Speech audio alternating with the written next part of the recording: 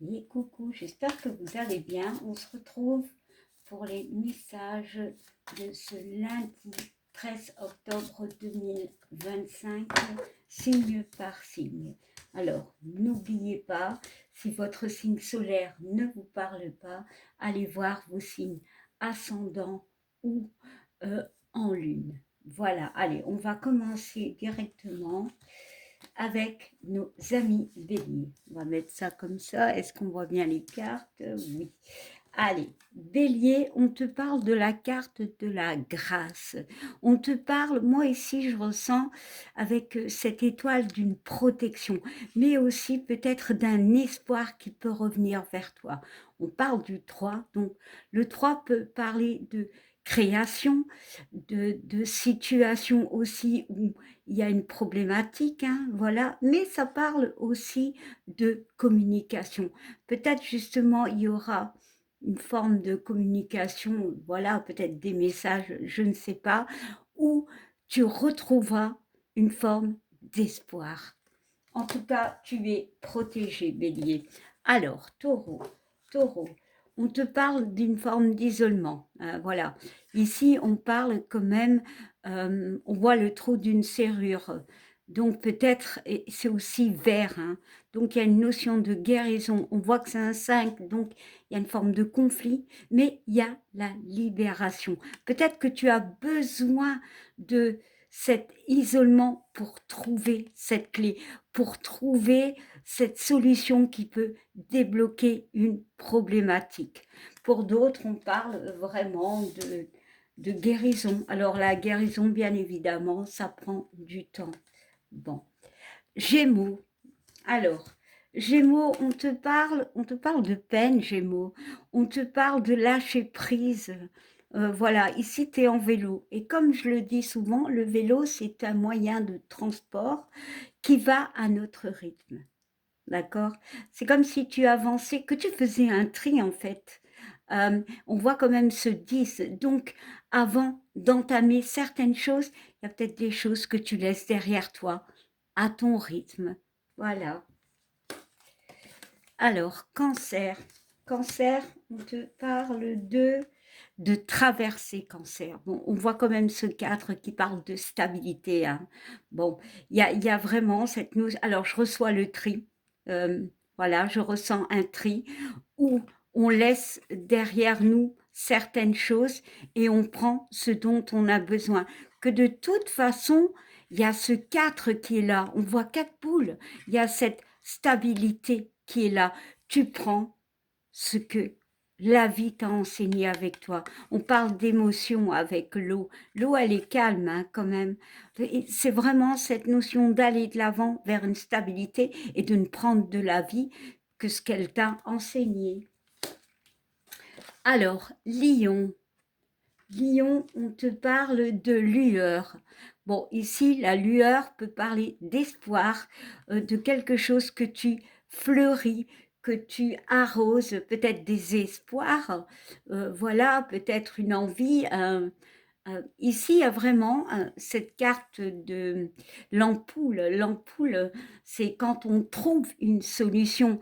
Peut-être justement, il y a cette notion de que la solution va arriver peut-être par rapport à une situation qui tourne en boucle, ça va arriver, peut-être ça met du temps. Voilà, tu arroses, tu donnes de ton temps, voilà, tu sors tes émotions pour certains. Le 8 aussi, c'est la réussite et la récolte, hein, Guillaume. Vierge. Allez, Vierge. Vierge, on te parle de la carte de l'abri. Bon, ici, c'est vraiment se mettre en retrait par rapport à des conflits, par rapport à un brouillard, je ne sais pas, émotionnel pour certains. On a besoin de stabiliser nos émotions. Voilà, parce que on voit la maison en reflet, ce qui peut te représenter.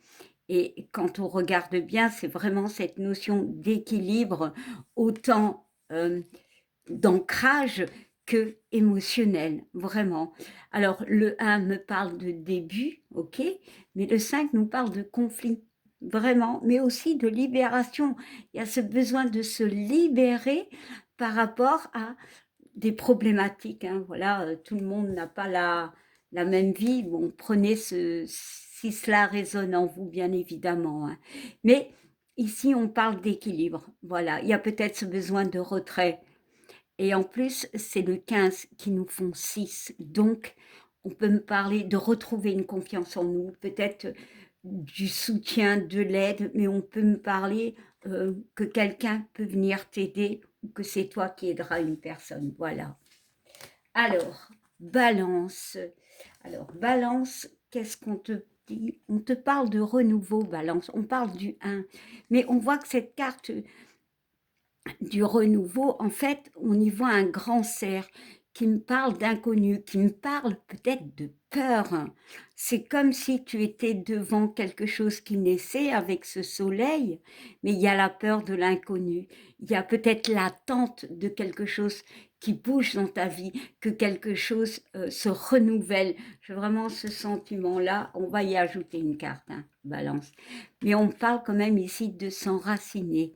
On parle du 1 et du 2 qui nous parlent du 3. Donc, ouais, peut-être il y a un besoin de rééquilibrage par rapport à des communications. Mais peut-être que c'est toi qui, comment dire, qui essaye de trouver une harmonie entre toi. Donc, tu harmonises ta vie avec cet instrument, tu trouves des racines. Alors, ici, les racines sont dans la tête, donc il y a quelque part beaucoup de pensées qui vont dans tous les sens. Est-ce que ces pensées sont ces peurs qui te font peur quelque part? Il y a vraiment ce besoin d'affronter peut-être une peur en étant enraciné, de croyances peut-être pour certains. Et quand on regarde bien le 3 et le 1, ça nous fait 4. Donc de retrouver une stabilité. Voilà. Alors, Scorpion. Alors, Scorpion, on te parle de douceur, Scorpion. On parle du 1, début, encore une fois, et le 9. Le 9, c'est la fin. Peut-être justement la fin de choses qui peuvent te faire peur. Ici, tu as un grand besoin de calme, un grand besoin de douceur. On voit cette fleur qui est occupée d'éclore. Alors, ça peut être un projet, voilà. Mais c'est peut-être toi aussi qui as besoin de plus de calme, de plus de douceur. On voit que c'est le 10. Hein, 1 et 9 égale 10. Donc, il y a quelque chose de nouveau qui va éclore. Peut-être pour certains projets, une vie, je ne sais pas, genre une vie sentimentale, mais il y a ce besoin de calme et de douceur. Les choses fleurissent à leur rythme. Sagittaire, alors Sagittaire, de quoi va-t-on te parler? Sagittaire, on te parle de l'enchantement, on parle du 7 quand même. Hein. Ici, la carte de l'enchantement, c'est comme le magicien dans le tarot. C'est que cette boîte, c'est ta créativité. Peut-être on te demande de faire preuve de créativité, de voir la vie avec toutes ces opportunités, parce que le 7, c'est le chiffre de la chance. Il y a des opportunités, à toi de les voir, ne les loupe pas. Allez, je te mets une carte en plus et on me parle de l'horizon de l'espoir. Ici, j'ai un mot, clairement, crois en toi, Sagittaire. Crois en ta magie. Capricorne. Alors, Capricorne, on te parle de l'apparition. On voit le 1 et on voit le 8. Donc, il y a des choses peut-être qui tournent en boucle. Voilà. Il y a peut-être cette notion, parce que quand même, le 1 et le 8, ça nous fait 9, de détruire, de trier des choses qui n'ont plus lieu d'être. Hein. Ici, la carte de l'apparition, vraiment, c'est les choses que l'on veut créer. Hein. Mais il y a cette tour qui est rouge. Peut-être justement de détruire. Alors, la tour peut être n'importe quoi. Hein. Ça peut être une peur, ça peut être un schéma de pensée, peu importe. Il y a vraiment cette notion de détruire pour enfin, avec ces fleurs, avec ce chant, de créer ce que tu as envie. Vraiment, il y a une envie de vivre une vie. Alors ici, j'ai la notion de j'allais dire champêtre, mais non, mais plus, comment dire, plus en accord avec toi. Alors, Verseau, Verseau, de quoi parle-t-on? Verseau, on te parle du vertige, on te parle du 1 et du 7 qui nous font 8. Ici, cette carte du vertige parle que tu arrives à un moment de ta vie, bon, bien évidemment, ton chemin n'est pas droit, il est linéaire. Comme tout, il n'est pas linéaire, pardon, il est en zigzag, il y a de tout. On voit les conversations, voilà, mais on voit quand même, comment dire, tu arrives à un moment où tu te sens bloqué. Voilà, cette carte du vertige me parle de se sentir bloqué carrément parce que la personne est bloquée. Ici, on voit quand même qu'elle a un sac, donc elle a des compréhensions.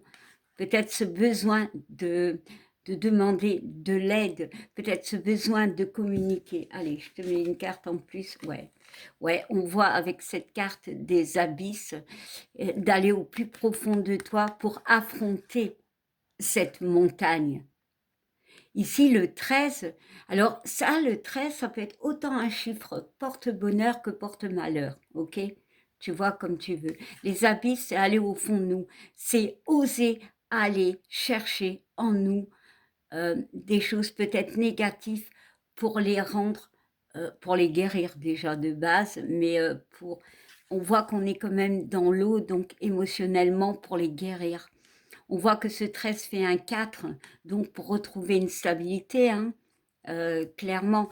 Ici, ben ouais, on te demande peut-être de faire une introspection pour affronter cette montagne. Parce que, pour moi, tu as acquis plein de choses.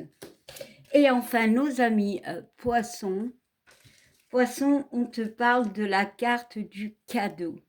Ok, un bien-être. On voit que ça va bien. Ici, on parle du 1 et du 6, le chiffre de l'amour. Peut-être on va t'aider ce jour, voilà. Mais la carte du cadeau, c'est on se sent bien en fait. Voilà. J'ai vraiment, alors tu peux recevoir un cadeau, mais c'est ce sentiment de se sentir bien avec cet arbre. Eh bien voilà, mes amis, je vous souhaite une belle journée et je vous dis à bientôt. Bye!